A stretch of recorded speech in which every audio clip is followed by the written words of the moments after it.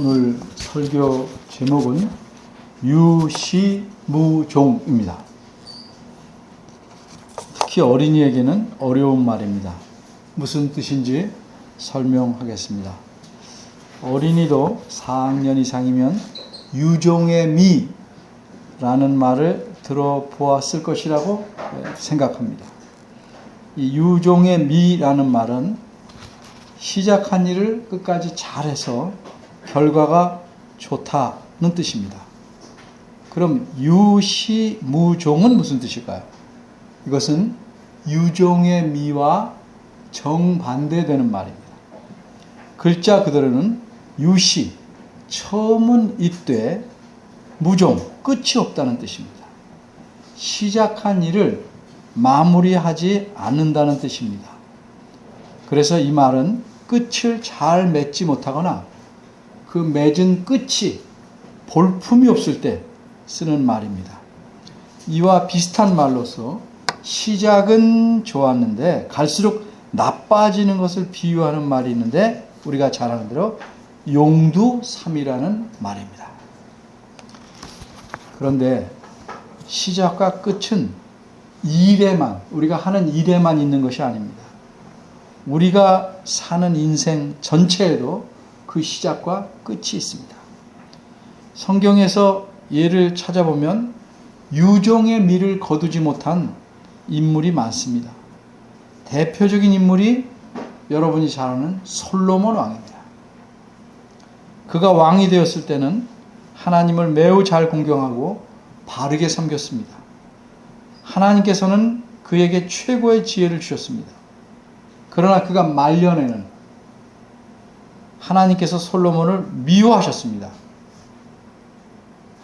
어째서 이런 일이 벌어졌는가? 솔로몬은 외국에서 수많은 부인을 얻어왔고 그 부인들을 위해서 그녀들이 섬기는 우상을 계속 섬기도록 도와주고 그 우상을 섬겼기 때문입니다. 그 이후로도 여러 왕이 시작은 좋았으나 끝은 비참한 인생을 살았는데 그 주된 이유가 무엇인지 아십니까? 그것은 한마디로 교만입니다. 사람마다 제 잘난 맛에 산다 이런 말도 있는데 뭐 교만하다는 것이 뭐 그렇게 문제가 되겠나 하고 생각하신다면 제 대답은 문제가 된다입니다. 교만은 문제가 되어도 아주 크게 됩니다. 왜냐하면 교만한 사람은 인생이 달라지기 때문입니다. 어떻게 달라지고 왜 달라지는가?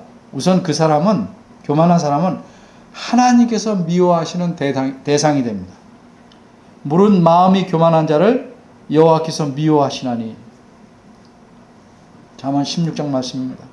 그리고 계속 그 사람이 교만하면 아예 망하게 됩니다.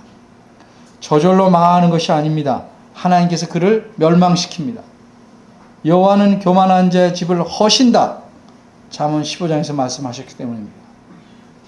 그러기에 교만은 패망의 선봉이요 거만한 마음은 넘어짐의 앞잡이다.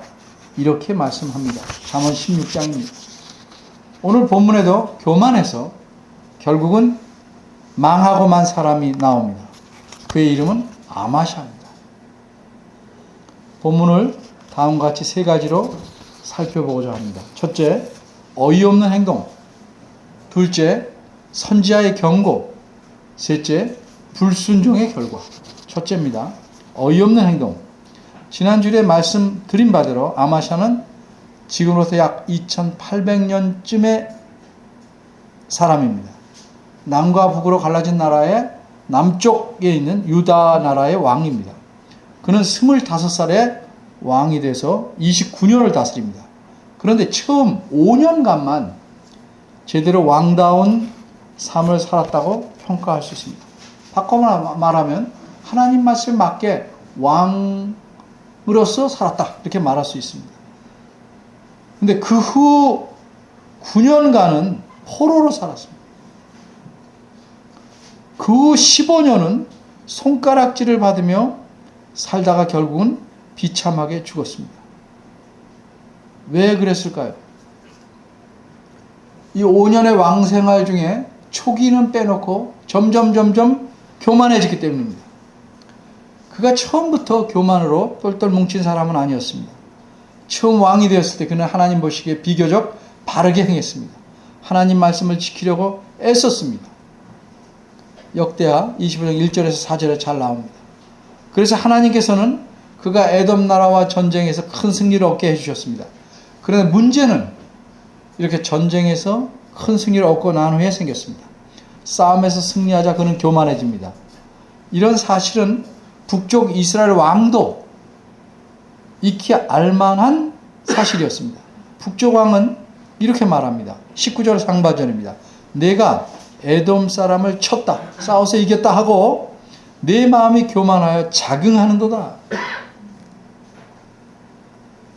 이렇게 교만하면 나타나는 현상 중 뚜렷한 게 하나 있는데, 하나님께 감사하지 않고 오히려 하나님을 잊어버리고 심지어는 엉뚱하게 다른 신을 섬기려 한다는 겁니다. 왜 그럴까? 교만은 본질상 하나님과 그분의 말씀을 무시하는 것이기 때문입니다. 이게 교만의 본질입니다. 이렇듯 교만은 결국 하나님을 무시하니까 하나님께서 가장 싫어하는 우상 숭배로 들어가는 입구가 되는 것입니다. 14절입니다. 아마샤가 에돔 사람들을 2만 명이나 죽이고 수많은 전리품을 가지고 돌아옵니다. 이때 그는 에돔 사람들이 섬기던 신들도, 그러니까 신의 형상이죠, 를 가지고 옵니다. 14절에 보면 세일이라는 낱말이 나오는데, 세일은 에돔의 중심 도시이기 때문에 세일 자손이라는 표현은 에돔 사람들을 가리키는 말입니다. 그럼 어째서 아마샤는 에돔 사람들이 섬기던 신들을 가지고 왔을까? 성경에서는 그 이유를 밝히지 않지만 고대의 풍습이나 기록을 보면 그 이유가 무엇인지 우리가 넉넉히 알 수 있습니다. 그 이유는 다음 두 가지 중에 하나입니다. 하나는 고대 근동에서는 싸움에서 이기면 패배한 적들의 그 신을 가져다가 전리품으로 승리를 주신 자기들의 신의 그 신전에 갖다 두는 것이 관습이었습니다. 대표적인 예로 블레셋이 이스라엘 싸움에서 승리한 후에 여호와의 언약궤를 뺏어서 자기들의 신전 다곤 신당에 갖다 둔 적이 있었습니다. 다른 이유 하나는 에돔 사람들이 섬기던 신들이 그 에돔 사람을 버리고 반대편 유다 편을 들어서 전쟁을 이기겠다라고 생각하기 때문에 그 우상에게, 자기가 자기를 섬기던 사람들을 배반한 그 우상에게 감사하기 위해서 가져온 것이다 하는 게 한 이유예요. 오늘 뒤에서 좀 더 설명합니다. 이처럼 아마샤는 에돔 사람들이 신으로 섬겼던 우상들을 구경거리를 삼으려고 갖고 온 게 아닙니다. 이 우상들을 자기 신으로 섬기려고 갖고 왔습니다. 그래서 우상에게 경배하고 향을 피우고 섬깁니다. 그러니까 아마샤는 교만한 데다가 우상 숭배에까지 들어간 것입니다. 하나님 보시기에는 너무도 어이가 없는 일입니다. 하나님 백성은 오로지 하나님만 섬겨야 합니다. 십계명의 제일 계명이 그거 아닙니까? 그렇게 하기로, 하나님만 섬기기로 왕은 모든 백성을 대표해서 하나님 앞에 맹세합니다. 이런 맹세를 함으로써 하나님은 그들의 하나님이 되고 그들은 하나님의 백성이 됩니다. 이렇게 관계를 맺는 것을 우리가 잘 아는 대로 언약을 맺는다, 하나님을 언약을 맺는다, 이렇게 성경은 말씀합니다. 이렇게 언약을 맺어서 하나님 백성이 된 자들은 왕은 물론이고 일반 백성도 오직 하나님만을 섬겨야 됩니다. 다른 신을 섬기면 저주를 받게 됩니다. 이것이 하나님께서 자기 백성에게, 언약 백성에 하신 약속입니다.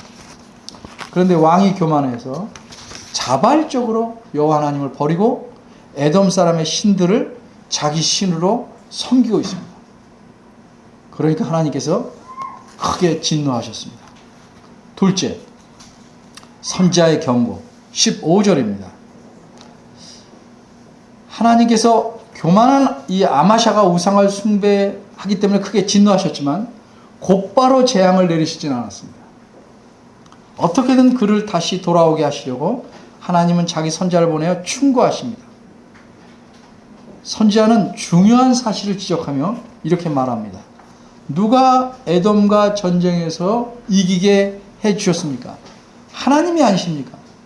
에돔의 신들은 자기 백성조차도 지키지 못하고 왕의 손에서 건져내지 못했는데 어째서 왕은 그 신들을 오히려 섬기며 그 신들에게 간구하십니까? 선지자가 계속 말을 하는데 왕이 귀를 닫고 말을 끊습니다. 16절입니다. 왕은 오히려 더 나아가서 선지자를 협박합니다. 누가 너를 왕에게 충고할 수 있는 사람으로 임명했느냐? 말을 멈춰라. 그렇지 않으면 너는 얻어맞게 될 것이다. 맞을래? 그만할래?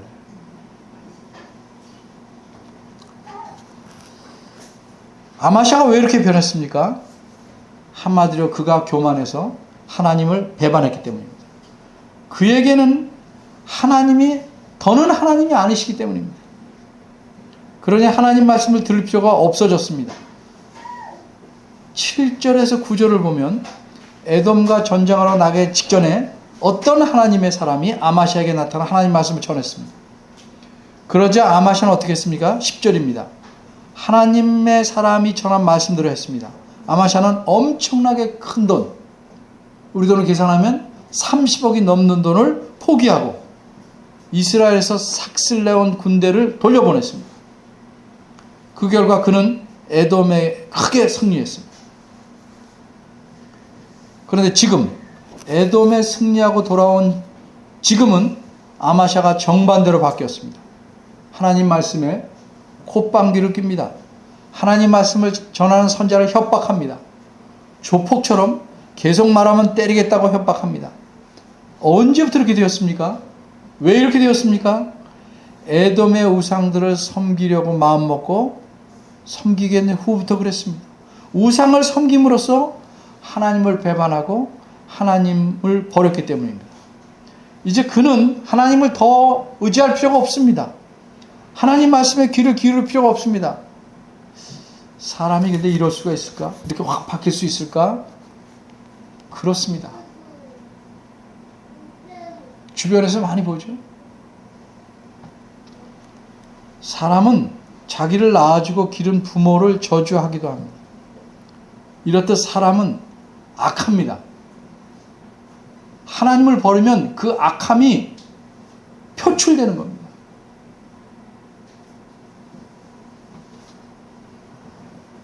그런 사람들, 그렇게 악한 사람들이 특별히 오늘날에만 많이 나타나게 된 것은 아닙니다. 오늘날은 매스컴이 있어서 많이 드러나지만 그런 사람들은 옛날부터 있었습니다. 부모를 욕하고 때리는 자들도 있었습니다. 그래서 성경에서는 출애굽기 21장 부모를 저주하거나 때리는 자식은 죽여라! 명령한 것입니다. 요새 부모한테 대드는 게 쉬운 일이 되어버렸어요.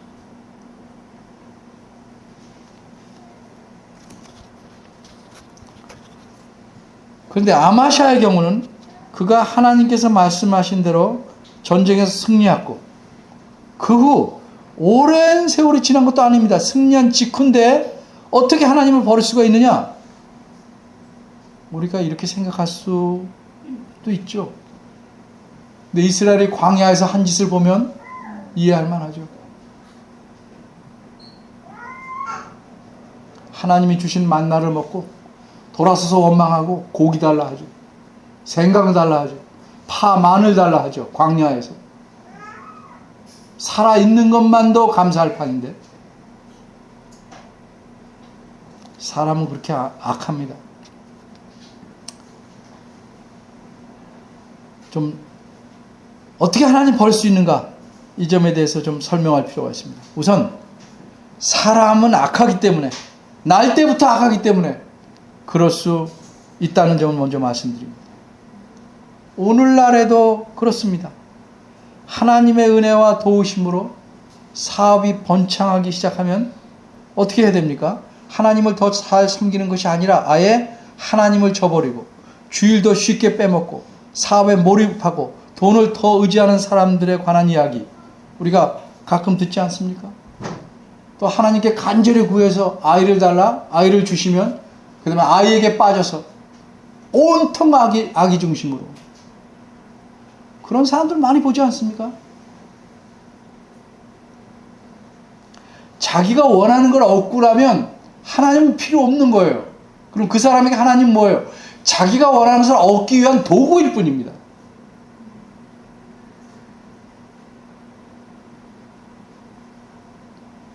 그래서 성공하면 하나님을 잘 버리는 겁니다.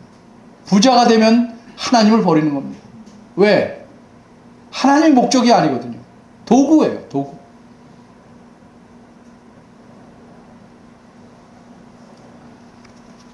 하나님께서 함께 하심으로 전쟁에서 승리한 후에 아마샤는 그 승리에 대해 다르게 생각한 겁니다. 아마샤는 어떻게 생각해서 하나님께 등을 돌렸을까? 가능성 있는 이론이 하나 있습니다. 위에서 잠깐 말씀드렸지만 고대 근동 사람들은 자기 나라가 전쟁에 지면 그 나라 사람들은 자기들이 섬기던 신들이 그 나라를 포기하고 적군을 도왔기 때문이라고 생각합니다. 신들이 이렇게 자기를 섬기는 자들을 포기한 까닭은 그 사람들이 신들을 잘 섬기지 않아서 노여워했기 때문이랍니다. 겉보기에 비슷하게 보이는 예를 겉보기입니다. 성경에서도 찾아볼 수 있는데 여호와 하나님께서 이스라엘을 징계하기 위해서 전쟁에 지게 하신 경우입니다. 딴 때는 여호와의 궤를 들고 나가면 승리했는데 이번에는 마음껏 범죄하다가 전쟁에만 이기려고 여호와의 언약궤를 들고 가다가 그걸 뺏겨버렸습니다. 블레셋에게.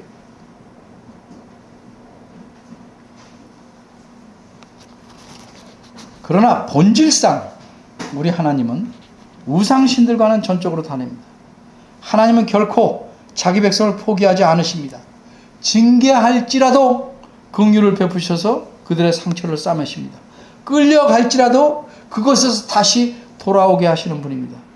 어쨌든 에돔이 패배한 것은 아마샤의 잘못된 생각으로는 에돔 신들이 자기 백성을 도우고 버리고 아마샤 자기를 도왔기 때문이며 따라서 아마샤는 이렇게 자기를 도운 에돔 신들을 모시고 돌아와서 그 신들에게 고마워하며 섬기게 되었다 하는 이론이 하나 있습니다. 그렇게 아마샤가 생각해서 하나님께 등을 돌렸던 다른 생각으로 그리했던 간에 아마샤는 정말로 자기 인생을 바꾸게 되는 아주 심각하고 커다란 실수를 저질렀습니다. 하나님을 버린 것입니다. 엄밀히 말해서 우상들은 인간의 조각품입니다. 아무리 그럴듯하게 웅장하게 멋있게 모양을 꾸미고 카리스마가 넘치게 조각했다 할지라도 우상은 목석에 불과합니다. 귀가 있어도 듣지 못하고 눈이 있어도 보지 못하고 입이 있어도 말하지 못하는 한낱 타락한 인간의 작품에 지나지 않습니다. 우상은 아무런 힘이 없습니다. 오히려 인간에게 짐이 될 뿐입니다. 우상은 신이 아닙니다. 그것들을 우리가 신고 다니는 신으로 밟아버려도 아무런 반응도 못하는 물건일 뿐입니다. 그러기에 하나님께서는 선지자를 통해 아마샤에게 경고합니다. 15절입니다.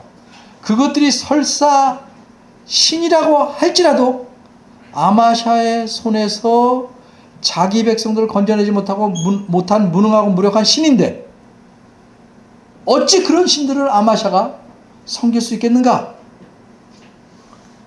이렇게 논리적으로 깨우쳐 주시는 하나님의 말씀을 아마샤는 귓등으로도 듣지 않습니다.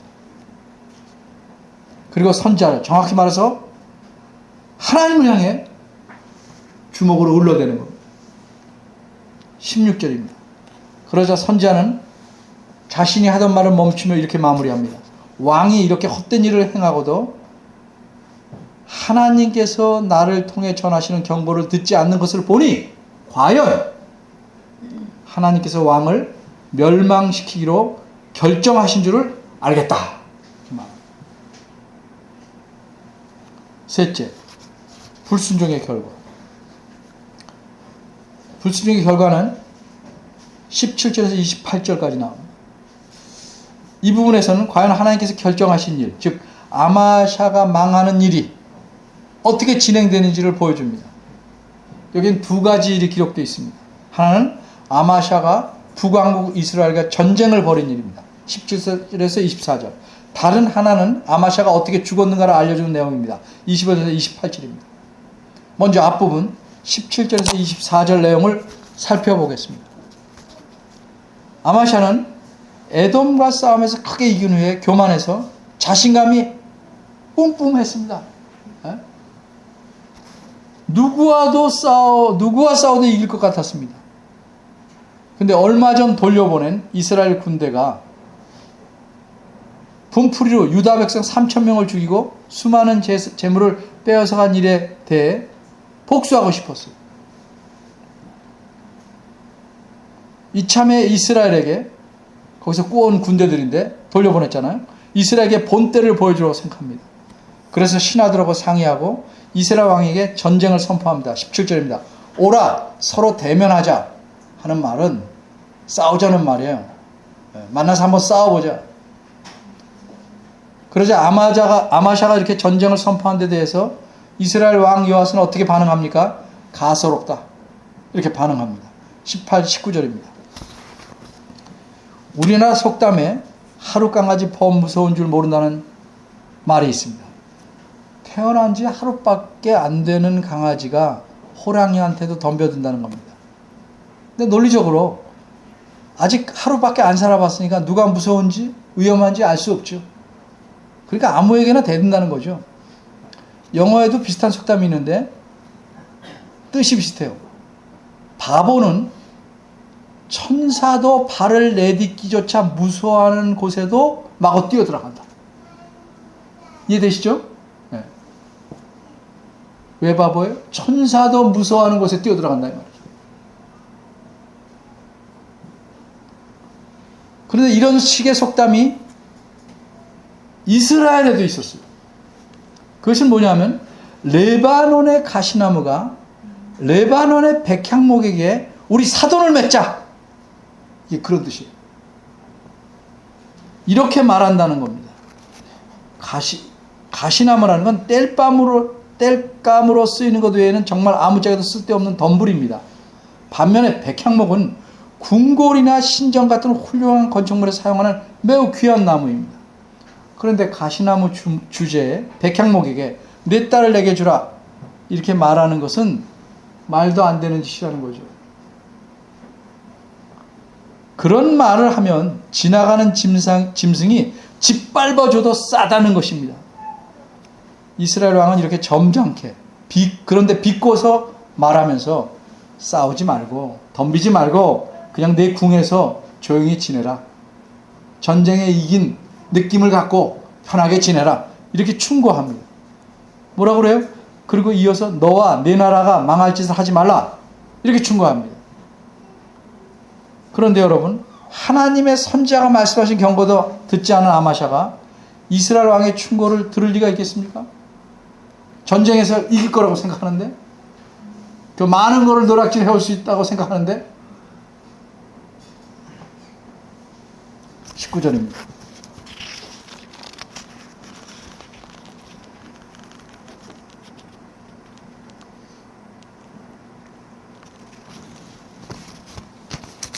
앞부분을 직역하면 이렇습니다.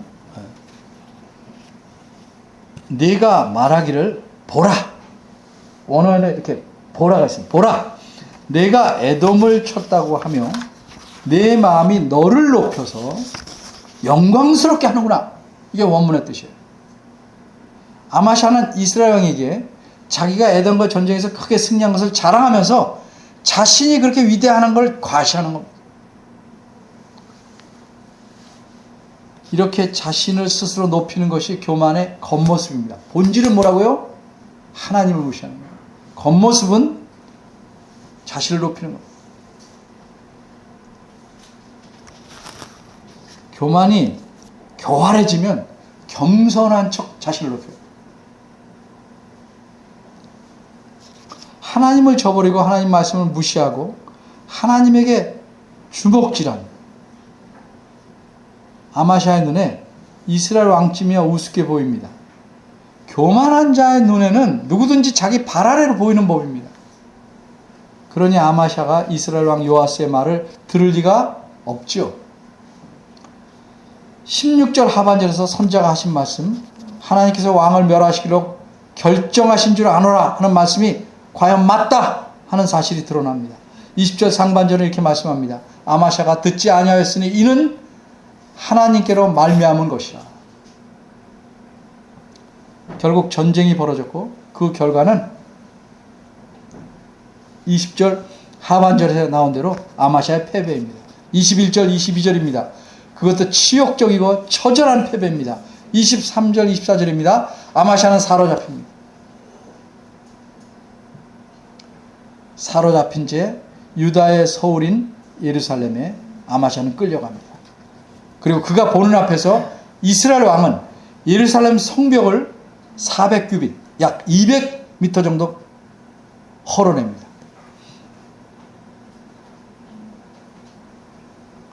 유대인 역사가 요세푸스의 글을 보면 요아스는, 이스라엘 왕은 헐어버린 성벽으로 병거를 몰고 들어가면서 포로가 된 아마샤도 끌고 들어가는데, 이렇게 한 것은 자신이 예루살렘의 주인이 되었담을 과시하려고 한 것이다, 이렇게 기록하고 있어요. 어쨌든 이스라엘 왕 요아스는 예루살렘의 성전과 왕궁의 수많은 보물을 챙기고 사람들을 인질로 잡아가지고 돌아갑니다.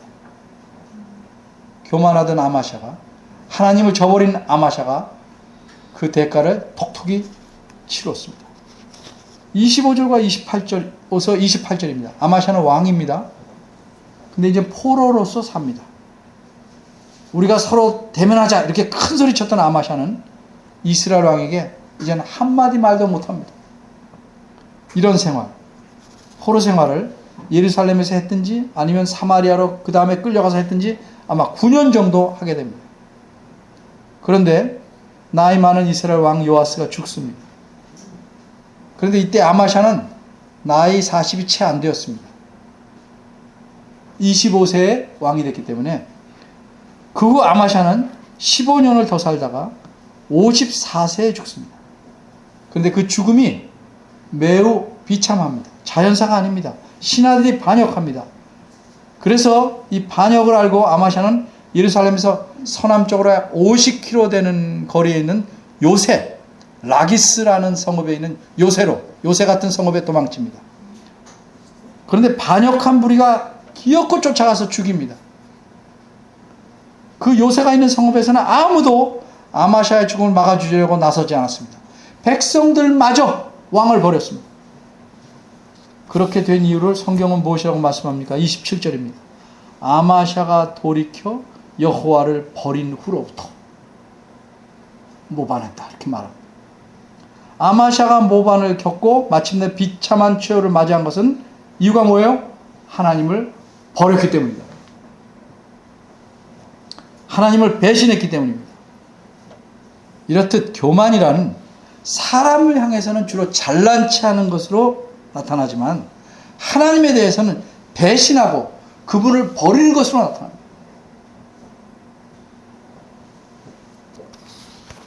오늘 본문을 통해서 하나님은 어떤 분으로 나타나십니까? 하나님은 교만해서 자기를 배신한 자에게 진노하시는 분입니다. 하나님은 자신과 언약을 맺어 자기 백성된 자들이 언제나 겸손하게 하나님을 의지하고 섬기기를 요구합니다. 우리는 예수 그리스도를 중보자로 삼아서 하나님과 언약을 맺어 하나님의 백성이 되었습니다.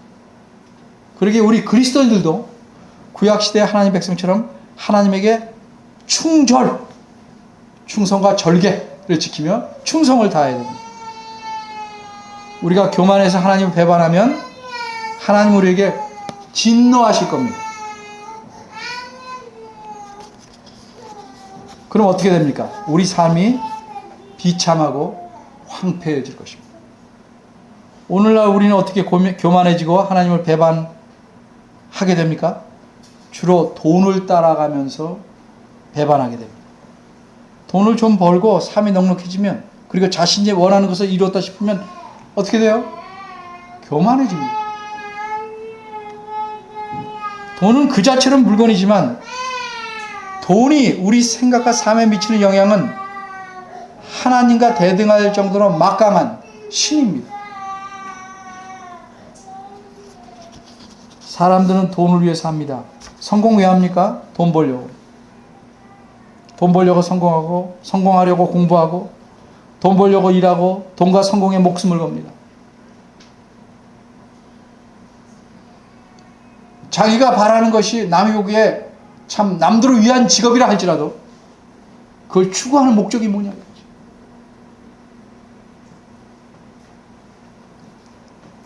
그러니까 이미 돈하고 성공은 두 개가 붙어 있고 현대인들에게는 신입니다. 그걸 위해 사니까. 더욱이 자본주의 사회에서는 돈은 거의 전능한 신입니다.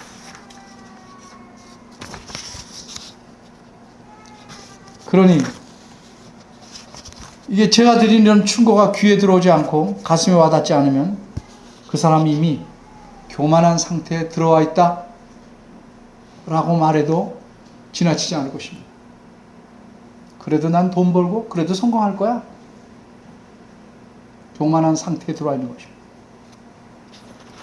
고치지 않고 계속하면 다음 단계는 뭐합니까? 망합니다. 성공해도 망하고 돈 벌어도 망합니다. 아마샤는 어떻게 되었습니까? 성을 쌓기는커녕 성벽이 허물어졌습니다. 다른 나라로부터 재물을 얻기는커녕 왕 자신이 가진 재물, 나라의 재물도 약탈당했습니다. 가족을 크게 이루기는커녕 볼모로 잡혀갔습니다. 평화 대신 전쟁, 승리 대신 패배를 당했습니다. 백성들로부터 충성을 받는 대신에 모반과 살해를 당했습니다. 하나님께 충성을 다하지 않고 하나님을 배반한 자의 삶이 이런 것입니다. 사람을 배반해도 삶이 비참해지는데 하나님을 배반하면 어떻겠습니까? 지금 잘 나가는 것 같아도 어디로 가는 건지, 누구를 섬기고 있는 건지 생각하고 있습니다. 누구를 섬기라고 여러분이 자녀들에게 가르치고 있는지 항상 살펴보면서 하나님의 신실한 백성으로 살아가야 합니다. 인생은 선택으로 연결되는 겁니다. 크고 작은 모든 선택들이 연결돼서 인생의 길이 됩니다. 점들이 모여서 선이 되듯이 선택들이 모여서 길이 되는 겁니다. 어떤 방향으로 선택하는 것에 따라 인생의 진로와 방향이 정해지는 겁니다. 여러분, 유종의 미를 거두시길 원하죠? 근데 선택을 잘못하면 유시무종한 결과 비참하고 허무한 인생으로 마무리하게 될 것입니다. 아마샤의 문제가 뭡니까? 저 하나님을 섬기긴 했는데 온전히 섬기지 않았다. 반만 섬겼다. 그 다음에 그러게 아예 안 섬깁니다. 점점 그렇게 나아가. 신실했다가 반만 섬기다가 교만으로 나갔습니다.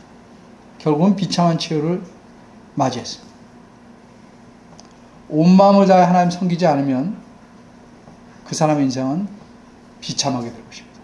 기도하겠습니다.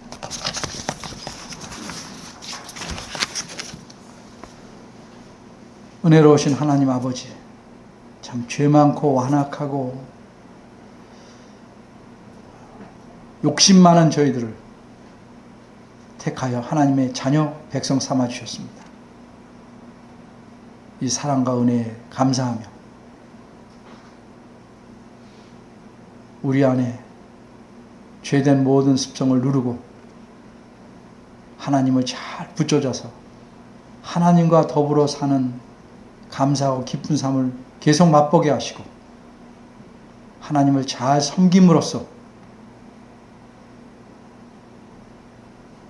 보람된 인생을 살고 마무리할 수 있도록 도와주시기 바랍니다.